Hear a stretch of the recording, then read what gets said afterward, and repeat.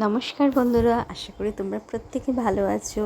আর এখানে গত দুদিন ধরে বৃষ্টি অনবরত হয়েই চলেছে। মাঝে মাঝে একটু আকাশটা পরিষ্কার হলে পরেও 10-15 মিনিটের পর কালো মেঘ আবার ঘিরে আসছে। আমি সানডেতে একটু বেরিয়েছিলাম বেহালার দিকে, ভাবলাম একটু ঘুরে আসি। আর বৃষ্টির দিনে বেরোতে আমার ভীষণ ভালো লাগে। আমি ছোটোবেলা থেকে বৃষ্টির দিনে স্কুলও কামাই করতাম না, এখন অফিসও কামাই করি না। বৃষ্টির দিনে আমার এনজয় করতে খুব ভালো লাগে বৃষ্টিটাকে।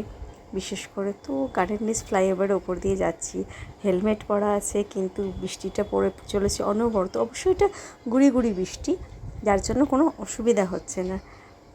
আর গার্ডেন রিচ ফ্লাইওভারের উপর দিয়ে তোমরা কে কে যাতায়াত করে একটু জানিও। এই রাস্তাটা আমার ভীষণ ভালো লাগে, অনেকটা লম্বা রাস্তা। ব্রিজের যে রাস্তাটা আছে সেই রাস্তাটা ঝিঞ্জিরা বাজার দিয়ে ধরে গেলে তার অবস্থা খুবই কন্ডিশন খারাপ, সেখান দিয়ে যাওয়া যায় না, যে কোনো সময়ে বিপদ ঘটে যেতে পারে। তো আমরা এই রাস্তাটা দিয়েই সবসময় যাতায়াত করি। বলতে বলতে মাঝেরহাট স্টেশনের কাছেও আমরা চলে আসলাম। আমরা বেরিয়েছিলাম একটু বেহালার দিকে ঘুরতে, আর কিছুই না।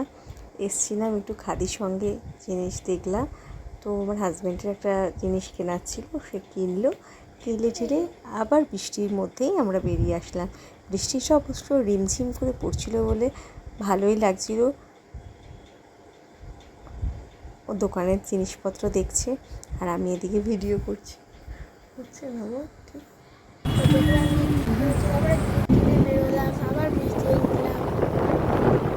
ভালোই লাগছিল ফেরার পথে। বৃষ্টি খুব ভালো লাগে। ঝমঝম করে বৃষ্টি হলে একটু অসুবিধা হয় অবশ্যই, ব্রিজে যে কোনো জায়গায় কোনো দাঁড়ানোর জায়গা নেই।